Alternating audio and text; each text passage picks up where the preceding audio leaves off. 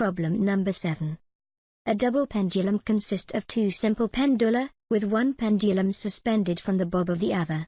If the two pendulum have equal length and have boobs of equal mass, and if both pendula are confined to move in the same plane, find Lagrangian equation of motion for the system. Do not assume small angles.